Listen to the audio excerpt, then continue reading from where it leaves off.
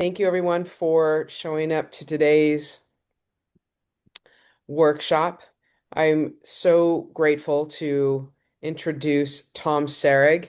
He has been in the industry for some time. He is a Grammy-winning and Juno-winning music and film business veteran with over 2 decades. He's played a central role in nurturing and helping several important artists.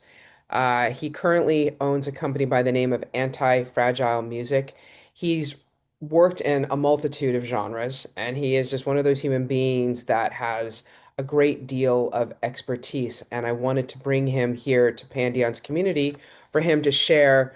There's so much that we can share as executives in the industry, but today, uh, Tom is going to talk about being an indie artist, becoming an investable indie to mid-tier artist. So thank you everybody for showing up today. I really, really appreciate it. And I'm going to hand it over to Tom. Tom, welcome Hello, to Pandion everyone. Music Foundation's community. Nice to meet you all. I can't see any of you all, but I'm sure you're out there. And nice to see you. So today we're talking about indie music, from indie to investable. And I've had a long career in the music business as in basically every end of the creative part of the creative business part of the business. I started my career like 30 years ago in the lower level of A&R department. I always wanted to be an A&R executive because I was always my kid in my neighborhood turning people on to new music. And I felt like I could sort of see the future of artists. And I was so often right that I thought, oh, I could make a good A&R executive, not really knowing what that was. So I got a job at A&M Records when I was about 24 in New York City as a lower level A&R when we had like Sting and Sheryl Crow and Janet Jackson and Barry White and things like that.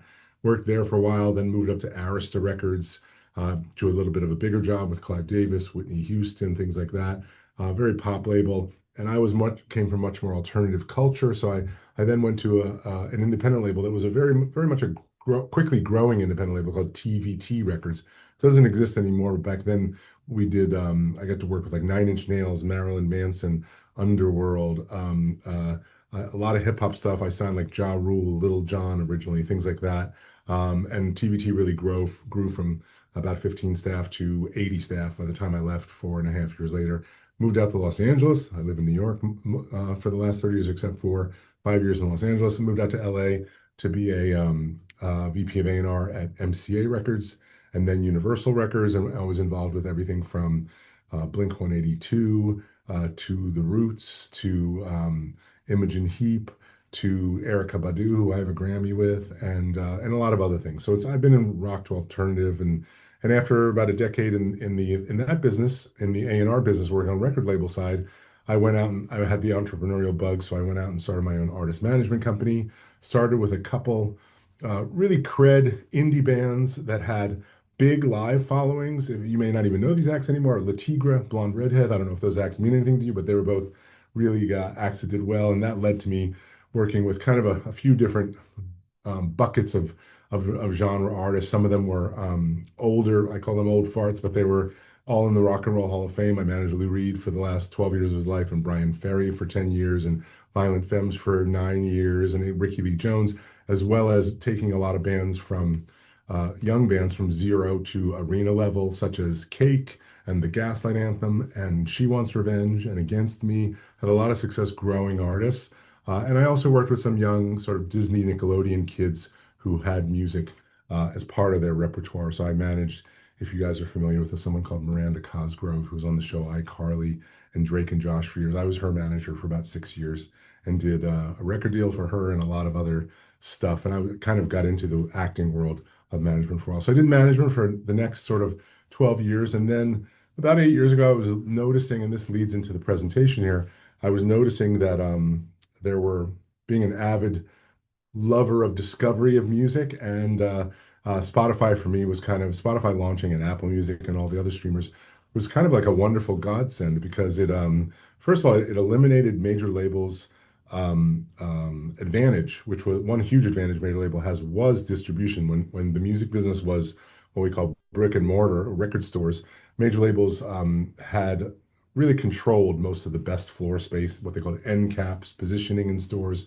Whereas when streaming launched, everyone is on even playing field. And now it's even more so. So I tell a lot of artists, like, as much as I loved working at major labels, like, you definitely don't need to sign to a major label anymore to become a really big act. You just need a really good manager and probably a team of 3 to 5 or 6 people that know what they're doing. And you can be as big as any artist that a major label has these days because of social media, online marketing, AI agents, AI content development. Like, there's so many great things that you can do sort of on your own that are creative, that can make you really successful. Anyway, so I was noticing about 8 years ago, I was a manager. I noticed a lot of acts that um, were on Spotify that were getting like millions of streams, and I'd never heard of them, which was really odd for me to not hear of an act that has 10 million, 20 million streams.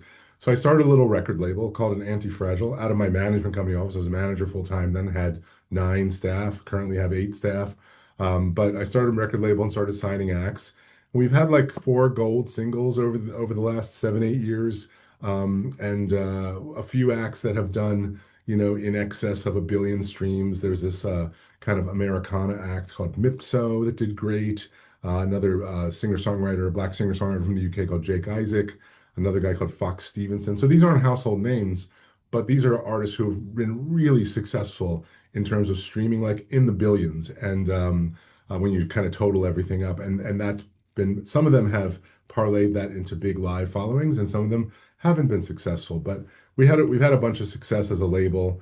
And as a music publisher, I created a music publishing company a few years before that when I was a manager, and I segued my company from a artist management company into a full-time record label and publishing company. And some of the artists that I invested in, I ended up buying them out because we had a partnership deal, profit split deal, and I then sold their masters or publishing, if I bought out their publishing a few years later for a lot more money. Like, there's this one act we had called Cannons, you may have heard, who are from Los Angeles, who blonde lead singer, had a really great, wonderful, sort of accessible music, sexy.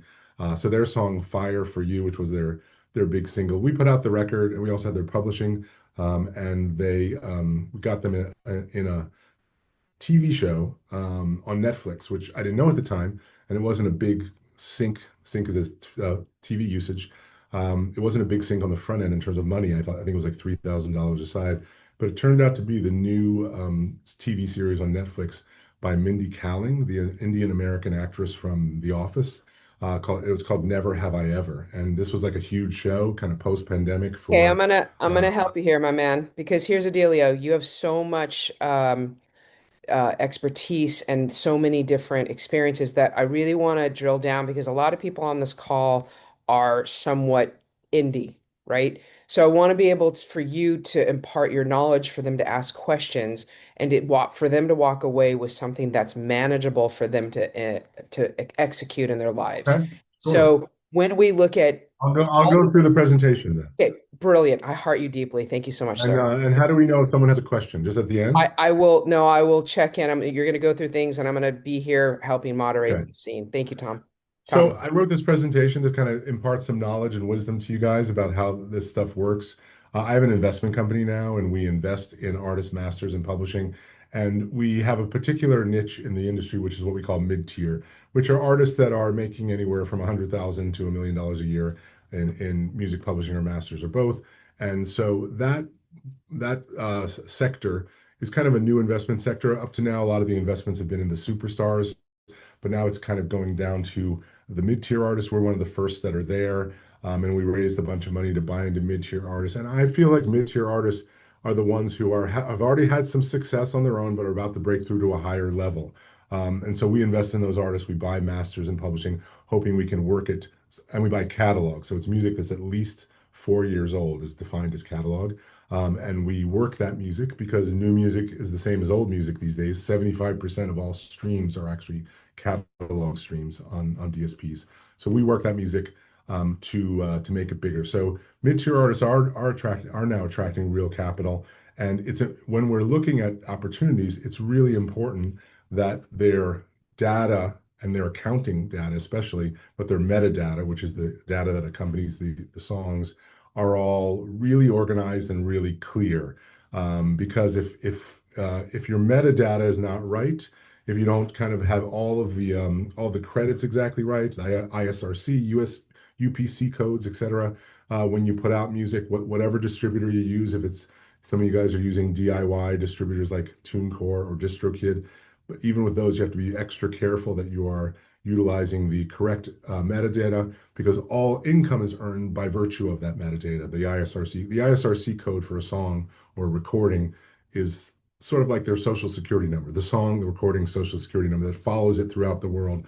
And without that, income will not be driven to that. So we must see really organized ISRC and metadata stuff. Slide number 2. Um, so mid-tier, 5 to 25,000 a month. Yeah, this is even on the high end. We look for 100,000 a year. But yeah, this is correct. Revenue across streaming, merch, UGC live.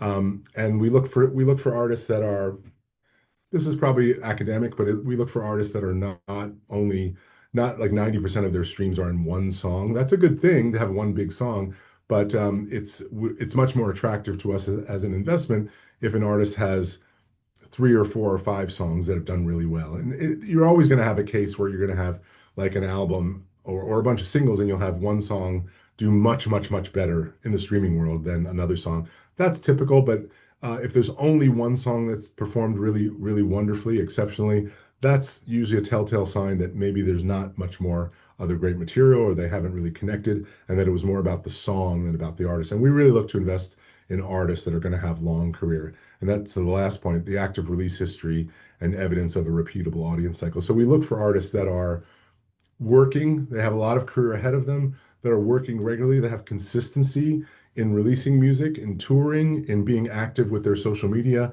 We really scrutinize how an artist is relating and talking to their community, if you will, on social media, on TikTok and Instagram and YouTube and Facebook. Unfortunately, that's the world that we live in now. So it's the primary way of discovery, right? We don't really work with artists who are not really terrific with that. They have to be at least really good. So we evaluate artists in terms of we look at the royalties, and we look for at least sort of 2 years, 12 to 24 months of stability, like a plateau of earnings. We don't like catalogs that go up and down much. It's great if they're up and then stay up, but we look for at least a plateau or growing royalties. Clean ownership of masters of publishing just means that there's a real chain of title that an artist can sort of prove that they own their masters. They haven't, you'll run into artists sometimes and say, "Oh, I'll sell you my masters. I'll sell you this album," but meanwhile they've sold it to another label, so they don't have the ability to sell it. So we look for really clean ownership. And then the ability to grow audience with controlled spend, predictable ROI. That relates to what I just mentioned before, which is largely social media. So artists doing their own sort of social media content campaigns, and there's so many tools now. My team uses several like AI text to AI video tools that you can create unlimited amounts of music video that can relate to your song and proliferate that over the different social media networks. And spending a little bit of money, you can establish a predictable ROI, like where the money is actually helping you drive streams. That really does drive streams. Rights hygiene, I mentioned a little about this before. All the splits. Splits means if there's more than one artist who's written a song, there would be a split. So the publishing dollars would be split between all the artists who wrote a song based on what percentage. So if you're co-writing with another artist, one thing you must always remember to do is do a split sheet at the end of your session. And if you need a split sheet, I can send one to Co and send that to you guys. But it's important that you take care of the business beforehand when you're co-writing with an artist so that you don't have an argument later. Likewise, splits can occur on the master side too when you have a producer. Sometimes often a producer will take a percentage royalty or a percentage of your streaming income. So if you do a deal with an artist with a producer, you're the artist, you do a deal with a producer, and they're going to get, say, 10% of your streaming income in lieu of you paying the money because you don't have any money. Well, that's something that has to be really documented and countersigned. It can't just be like, "Oh, we talked about it one day," because then you're possibly in legal jeopardy when the money starts really coming in from the streams and you don't have signed deals in place. you can really pay the price for that later. So I encourage if there's any sort of ownership or co-ownership from other outside parties, co-writers, producers, what have you, that should be documented before you leave the studio and not after you put the record out. PRO and MLC registrations that relate, PRO relates to ASCAP, BMI, or CSAC. So that's a performance income. That's one kind of publishing income. MLC is mechanical royalties. That's the other kind of publishing income. Spotify, Apple, all the DSPs, they pay both of these royalties. And it's important that that you're signed up not just with ASCAP, BMI, or CSAC, which almost every writer seems to these days, but that you have an international publishing administrator collecting, because you can't collect the second thing, MLC. MLC collects only in the US. You can't collect music publishing royalties that are mechanical royalties outside the US unless you have someone who's licensed to do that for you. Like I have a publishing company, I'm partnered with Cobalt, that's an international publishing administrator. So we do deals with artists where we can collect worldwide for them. Otherwise, you may be leaving, to the extent you get a lot of streams in Europe or Japan or Australia, you are leaving money on the table. And after 2 or 3 years, in certain countries like France and Germany, you lose that money. It goes into what's called a black box, which is like unclaimed money, which then gets split between the major publishers, which is kind of a scam, but that's how it is. And so the chain of titles owning, showing who knows what, we talked about this, including producer point letters. You must get all those things in writing done before you leave the office.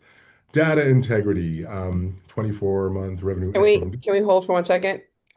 Tom has just given a plethora of information.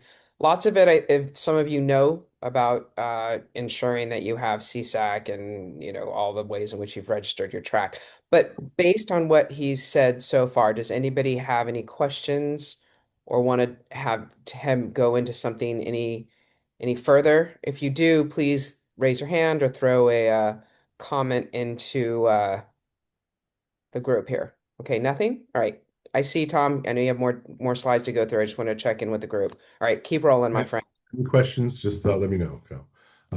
Okay, so data integrity, mentioned this a bit before also. When we're looking at buying a catalog, we look to get actual statements. That's the 24-month, 2 years revenue export from the distributor. So we want actual statements from your distributor, whether it's, most of you would probably be distributed through TuneCore or CD Baby or DistroKid, one of the do-it-yourself distributors where you get 100% of your income, but there's no service. So we would want the statements that they send you showing exactly how much money you're making from each of these sources, Apple, Spotify, YouTube, et cetera, and worldwide.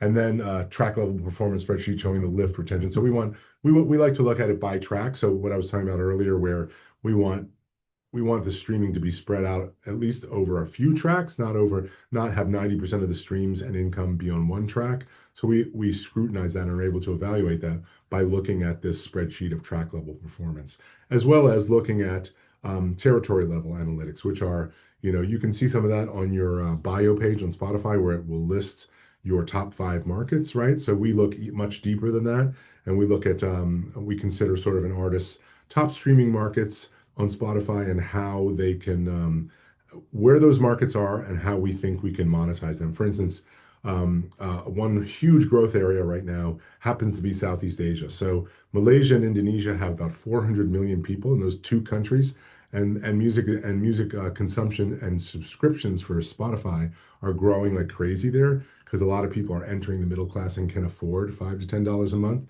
And so if we see that there's streaming spiking in Indonesia, say, where there's almost 200 million people, we will do a Facebook sort of campaign, because they still use Facebook there. It's dirt cheap to advertise, to do a content ad and point it towards Indonesia, and the bang for your buck, or the return on that, can be incredible. So it's important to know where your best markets are, and so that you can focus on those markets and make them bigger. The more that you make your biggest markets bigger, the more that other good things will happen in smaller markets. I'm gonna also add to that sometimes you don't know what those markets are, so it's okay if you happen to have $50 or $100. And I know it's tough when you're an indie artist, but to test that out, because a lot of artists get hung up on English speaking territories where you could, and Tom and I have spoken about this in the past, you actually could create a living in a tertiary country. such as somewhere in Indonesia, Sumatra or something. You just never know. So I think artists have to be much more agile and creative in order to create a sustainable life and or a sustainable career. So these are things that Tom's mentioning to also ponder for yourself. It's like, oh, I keep going to England, Australia, and America, but oh my gosh, I could go to somewhere else. It doesn't even Jakarta or whatever. Yeah. wherever. Yeah, keep going though, mate. Go ahead. Yeah, because it's a big world out there. A lot of people have money in the world. It's not just the first world of North America, Western Europe, Japan, Australia. It's a much bigger world than that now. Eastern Europe, we're seeing huge growth in our streams, not just in those countries I mentioned in Southeast Asia. We've tripled our royalty dollars number in South America, in Chile, Ecuador, Brazil, and Argentina, because their streaming is growing like crazy, and they're really just at a very low level of market penetration. So it's important to sort of look deeply into where your markets are. And the one wonderful thing about Spotify is they're the best DSP for providing a best user interface on the fan side, but they're also the best user interface for us in the industry to sort of really dig deep. I mean, you go into your Spotify for artists, you can look at not just your top 5 artists that you can see on the platform, you can look at your top 30 markets and see where you are. So you can really go down very deep into looking at where you might be doing best. And so we look for, and this can help you on this slide by finding these top city clusters that match tour routing. Maybe you want to route in a tour in some of your kind of most popular streaming cities. That makes sense. We also look for, when we're buying a catalog, return listeners, listeners that are retained, listeners that keep coming back and streaming you more and more. Those tend to be the real super fan or core fans. And I tell every single artist that if you don't have an email or SMS list, really an SMS list is most important because everyone looks at their SMS. Not everyone looks at their emails. But if you don't have at least an SMS list, you're not going to succeed. You're just never going to. You have to have an ability to not over spam people, but to build whether you have a sign up list that shows, but to build a text, an SMS list of telephone numbers who you send messages to once every 2 weeks, once every 3 weeks. I'm signed up to big and small artists SMS, and I hate getting too many texts. But when I see Coldplay's SMS, I know like what they're doing, and I'm not even the hugest fan of Coldplay, but I look at kind of how they're sending things out and what they link to, and so it's important to have a really great and growing SMS list. It's the only way to direct monetization, because those fans that sign up for it tend to be better fans who will spend money on merchandise, etc. Unit economics, cost per fan acquisition. You know, this is something that's like a real math problem that you might not get on the front end, but this is really like how much we spend on marketing campaigns, which are mostly most of the spend these days is on making content and then advertising that content on TikTok, Instagram, YouTube, Facebook, right? And so we look at that, we divide it by the number of fan increase, and that's how we get cost per fan. We try to keep it at $1.50, and then we look to get customer lifetime value from putting together for those super fans I just mentioned, who will spend, every artist will have, once you have a few thousand fans, you'll have, 1% of those to 5% of those who are super fans who will spend, as it's been sort of written in reports, like upwards of $100 a year on your band. So it's important to try and satisfy that. They really want to be deeply invested in you. So to come up with merch bundles, recurring composition, special releases, whether it's fan club or just via the SMS list, it's important to really super serve the fans who are really dedicated to you. And then touring, break even analysis, that's more for the band to sort of, as we said, like routing through cities where your biggest streams are, or your hometown, or places where you might be popular, and then sort of, trying to figure out where you'll sell the most tickets so that you can either at least break even on your tour, if not make money. Deal killers. Like this relates to an earlier slide as well. We need really clear ownership chain of title. If there's missing producer agreements, if there's missing split agreements, that's the publishing side, as I mentioned, then it's a deal killer. We will absolutely walk away. Metadata errors, which I mentioned, metadata like the ISRC code, which is the most important piece of metadata. is the key to getting paid for music. And it's wonderful because, back in the old days of when I started in the business, we were dealing with CDs and vinyl, and they used to fall off a truck, and there was stuff like that that you could it was not at all a perfect science. One of the best things about today is that the business is much, much, much more transparent. So as long as you register your music, you have the correct metadata, the dollars are going to flow to that song for exactly how many streams you get around the world on all the different platforms. So it's important that you have your ISRCs right. And distribution companies like DistroKid and core that you guys are probably using, they will do that for you. They'll assign their own ISRC. My company buys a block of ISRCs at like 1,000 at a time. And so we use our own ISRCs because it's easier for us to track. And if you're with a bigger label or even a small label will have their own ISRC codes. But for the indie DIY do-it-yourself artist, any of those distributors like TuneCore or DistroKid will assign ISRCs, and it's important for you to keep track of those, to have like a spreadsheet with every song, every ISRC code, the UPC code, which is the sales code, and really have that data all set so that you have it for use in other uses, like if you get a sync or something like that. Okay, investor ready rights folder. This is when we're looking to invest in an artist, we look for an artist to deliver us so that we can do a proper evaluation and then make a proper offer for the catalog. We look for a master folder, as mentioned, with all the ISRCs, the contracts, producer letters, split sheets from publishing, and then a publishing folder with the writer splits, the PRO registrations, CSAC, ASCAP, and BMI, admin agreements, whoever might be your administration. Like I said, you have to have an international administrator to collect for you. And one thing I will say is that I know that some of you that may use the DIY distributors like TuneCore and DistroKid and CD Baby, those companies claim that they will collect your publishing money for you. I would not touch that with a 20-foot pole. They're not publishers, they're music distributors. And so when they offer to collect your publishing royalties worldwide, they're not actually collecting it. They're actually farming it out to a third-party publishing company who actually is empowered to collect it. And a couple things happen. A, it takes an extra year for the money to get to you. And B, all the middlemen take their pieces, so you get less money. So I would only ever have a publishing company, an international publishing company with the to collect all over the world to collect your music publishing and not do it through the TuneCore and DistroKid are music recording distributors. They're not publishing, right? It's important to know the distinction. And I would say never, ever, ever let your publishing royalties be collected by your music distributor. It Can should you hold be. on? I have a couple questions here, Tom.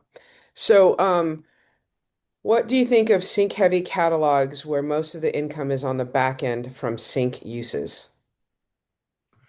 Well, that's hard because we love Sync and I have a Sync department that's really successful at Sync. But as far as an acquisition, it's difficult to base a purchase on that because it's almost impossible to predict if something got 1 million syncs this year that it's going to get 1 million syncs next year, unless it's something that is recurring, like your Like song is a Bob TV theme Marley, or something. a Yeah. legacy artist. Yeah. Or your song is the theme of the show Friends, or it's the theme of the Tonight Show. Like that's recurring income, right? But if you've just gotten a bunch of syncs like placements in film and TV and video games, it's hard to predict that that'll happen the same every year. So it can't be you can't bank on that. So it's very we will never buy something where most of the income is syncs. We like robust syncs as a bonus, but we look at that more as sort of like the gravy. That's a value And add. not yeah, Yeah. not exactly. I have two more Okay, questions. so I have go two more ahead. questions. Do you have spreadsheet templates you recommend? Spreadsheet templates for what? Yeah, and Suzanne, are you saying in terms of how you organize your ISRC, or what kind of spreadsheet template are you referring to? You're more than welcome to speak up. Yeah, yeah, indeed. Because I've been hearing a lot about, keeping your records straight and making everything and putting them on a spreadsheet. And I'm just wondering if there's any spreadsheets out there or any you have I mean, available. we just use Google Sheets, Yeah, Um, simple. there Just that set way you up all can the share it columns, with yeah. exactly. Just set up all the columns. If you know even basic sort of Google Sheets programming. I learned Excel when I was in college. That kind of set the stage for it.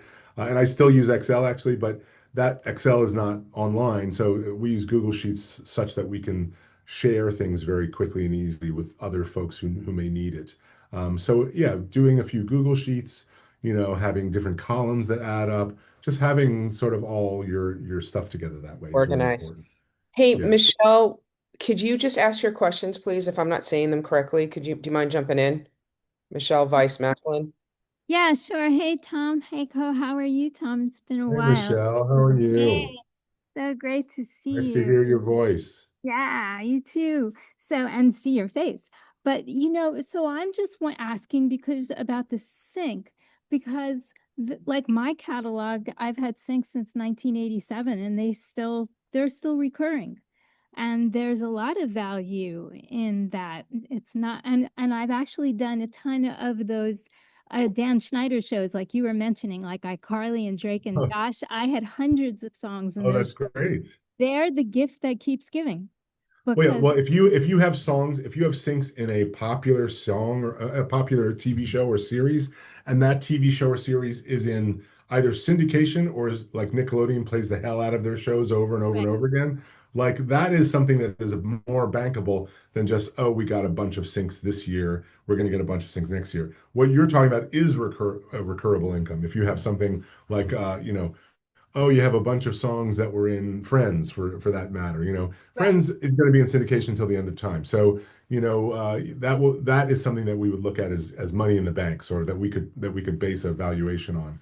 And same with you. Like as I don't know what Nickelodeon pays. I've heard my experience is they pay very little, but even very little that's dependable, like you said, over many years can really pile up. And if it's Oh, they're all dependable, over the world. They play in yeah, absolutely every country. The yeah, amount of exactly. Syndication, right, it's right. unbelievable.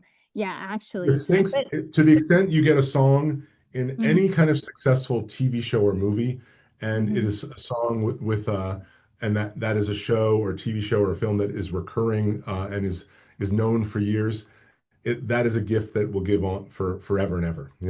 Oh, good. Okay, so that's what I was just asking, not just Yeah. me, but for everybody, if they have syncs like that Oh recur, yeah. That they're I would so your good kind of because sync it's like I would classify as recurring. So, good. Yeah. Michelle, you had Gotcha. another question about ISRC and So buying. you mentioned a second ago that you buy your ISRC codes by the thousands, like in a bank. I'm wondering, like I bought my ISRC codes from usisrc.org for a one-time fee for millions and millions, however many ISRCs I ever need. So I'm Oh, wondering why great. you pay them. Yeah, so I'm wondering why you do it the way you do it. Is there a reason? Why we pay? I don't know exactly how much we Yeah, paid. no, well, I I don't paid think it was as cheap as. $95 to have the code prefix, and then to create ISRCs till the end of time. So Right. there's So no I think ours was for 1,000 ISRCs was like $10. yeah, but you So still have to keep renewing them. So you think that's you, better. you That's do, how but we haven't had I 1,000 releases yet in 8 years. We've had like 400. So yeah. I Look, got okay, yeah, what I you're need doing, thousands. what So you're yeah, doing is smart. I mean, $95 and having that like our prefix QX for my label, like it's right. good seeing that on every single release.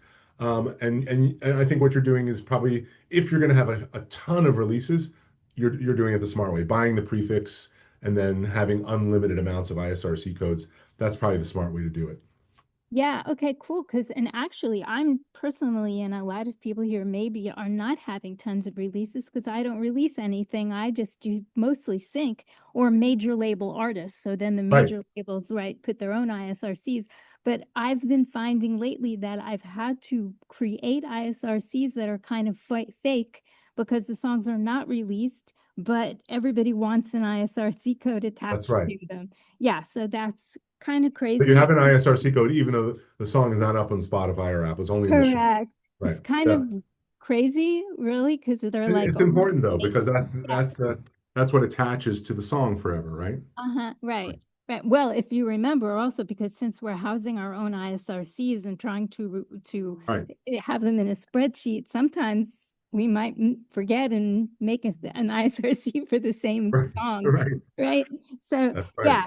Great. But that's all I was asking that about was Yeah, yeah. like, I mean, so if you're an I, artist that's going to release yeah, 100 releases, I don't know, you yeah, need to spend $95 to have the prefix forever. You don't got need it. that many, right?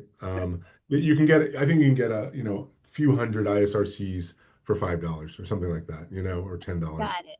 Oh, Um, that's good. What yeah. company do you use? Maybe you could tell everybody. Gosh, Like, I wish I could remember. oh, okay. It was 7 or 8 years ago, but if you put in Google, buy ISRC codes. Oh, Dude, ISRC.com. you're hilarious. Yeah, I know that's what I Google's a did. wonderful I thing. found the one I So, found. Yeah. all right, we're Okay. gonna keep Thank moving you. along, Michelle. Thank you so Bye. much.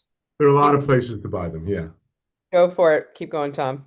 Anyway, so yeah, into the investor ready financial snapshot, as mentioned, how we like to have the artist's financial business info presented to us.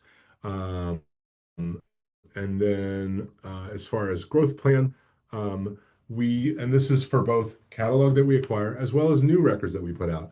We like to have a 90-day release schedule that's pre 90 days before release, and we go out to another, usually another year after release as well.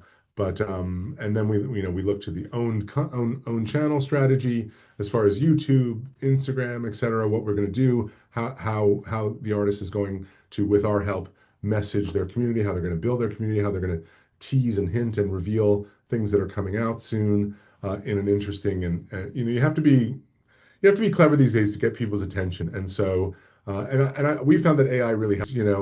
AI with certain AI. I don't know if you guys have tried like Sora or the Google one, Gemini. Like you Did can you make. just clip out, Natalie? Yeah, Tom, I think your speaker might have gone out.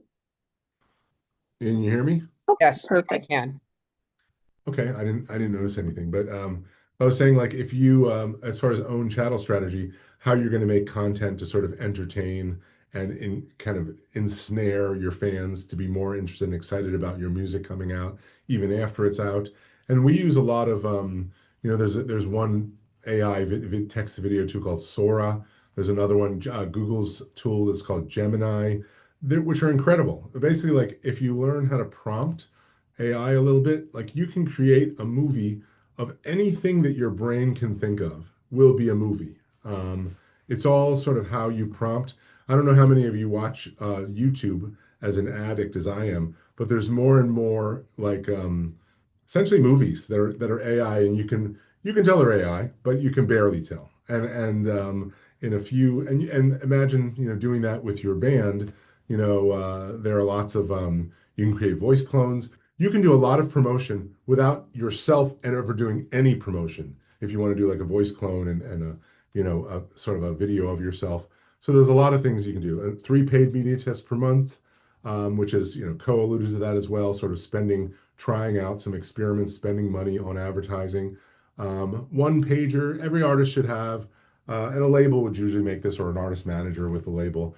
A one pager, like people have very short attention spans. So when we're pitching for something, whether it's getting on music in a TV show or getting Spotify, some a special program with Spotify, we look to do like a one pager, which is really simple and to the point of who you are, what you've done, your traction, stats. Donut charts are great because people are understand pictures and colors, and and then sort of the funding ask, what you're looking for, the use of funds and expected outcomes. Before you go to the next slide, I have a question around Sora because you're talking about AI.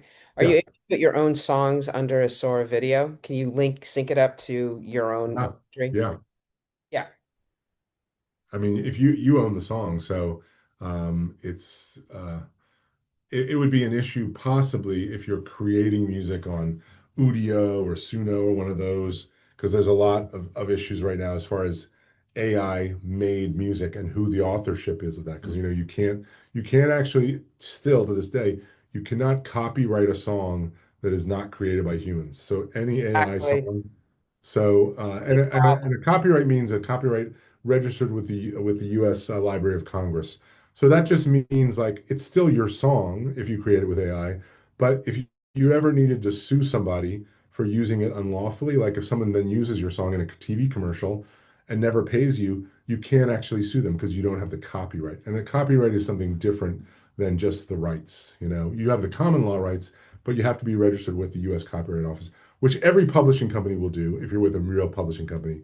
But if not, you have to. If you're a totally do-it-yourself artist, you have to really focus. And you can Google U.S. Library of Congress registration of music, and you can do it yourself. It's a little bit of a pain, but a lot of people do it. Okay, so this is more about release schedule, talking about, um, once we acquire a catalog, the release schedule, how we kind of push it out there, making sure we have clean rights, exporting data, metadata, and then the content calendar. And this is, mind you, this is all for catalog music that we've acquired that's at least a few years old. But we look to sort of take over the music and sort of do a re-release sort of push in this sort of fashion, with 0 to 12 weeks. Um, Investor packet. This is more just about how to put together the best package to attract an investor like me, and having the rights folder and financials really tied up in the growth plan, the one pager, and then making sure all the numbers are correct and cross verified, and that all the files are clean. I can't stress enough how much, if you're looking to sell your catalog at some point, how much really having all the metadata, ISRCs, all the info really clear and clean is so important. This is an example of file names. This is this is not brain surgery, but it's just an idea of kind of how I do it, meant to make it really simple. I have like a million documents in my Mac, so it's sort of like sometimes to find things is like takes longer than the work I'm doing. So I have to like I've developed a system of like naming, of a format of naming that can makes it easier for me to find things. Okay, how investors think, like me. They model the downside first, upside last. So we look at downside risk. We're always, as we say, we're hoping for the best, but planning for the worst. So we're always modeling downside and then upside, because look, we're hoping that we can grow things, but the more that we look at a downside contingency, the better it is overall for us in the future. There's no surprises. And then, as I mentioned this before, but it's price stability. We're looking for, sort of a flat curve, like consistency in earnings over years, consistency in streams, and that we only invest in artists with predictable systems that have, they're not like up and down, because that's much harder to evaluate how it's going to do next year. Okay, so our competitive advantage as advertisers is that, like I mentioned this a little bit early in the beginning, that we're looking at mid-tier artists, which are generally undervalued because they haven't matured yet. They're sort of mid-career. They've had success, but they haven't had a ton of success yet. So generally, there's a lot of opportunities because they're undervalued versus, any of the big stars you would have heard of, like Bruce Springsteen or Queen, or those kind of catalogs that you hear being bought by labels or other big music funds. Those have the highest valuations, because their potential is seen as being, out. No one's going to stop playing Queen in the next 150 years, probably. So it's a much more bankable investment than something that is mid-tier. So we're taking more risk, but along with that risk comes better prices, so and that we can still, and that we depend on growing materially through our marketing processes. And so our catalog is a compounding revenue asset. So we're buying something for X, we're adding 10 to 25% revenue per year. And then at some point, and really being a good steward for it, and because we understand the music, and then at some point in the future, selling it to another company, but not probably for 10 years or more. And then the final checklist, last slide, uh, kind of a summary of what I've been talking about for the last 30 or 40 minutes. Uh, yeah. Does anyone have any questions?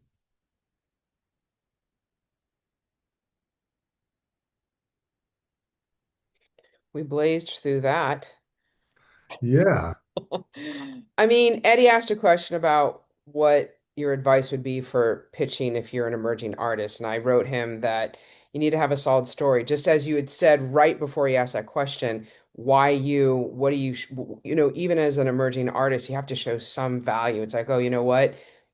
You either get a person who's in your circle.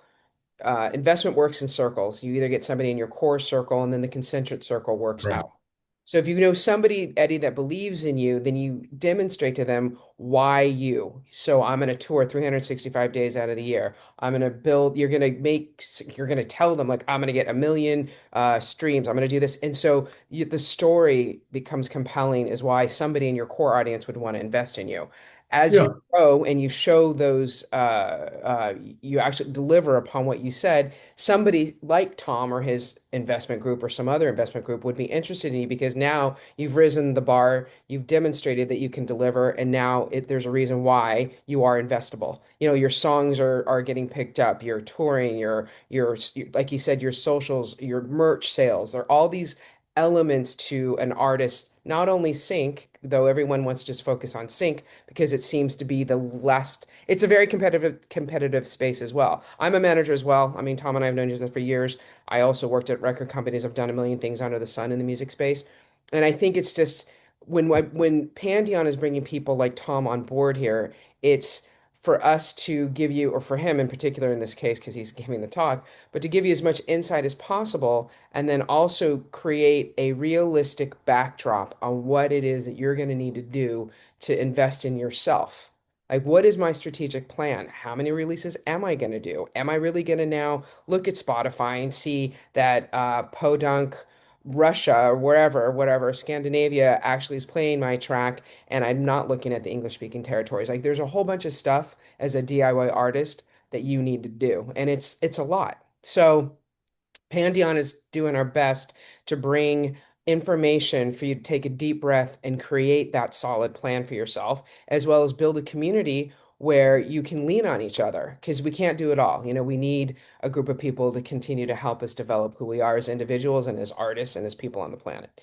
Anyway, Eddie, Echoing what Co said, like getting to an investor like me, becoming investable, is really no different than becoming a successful act.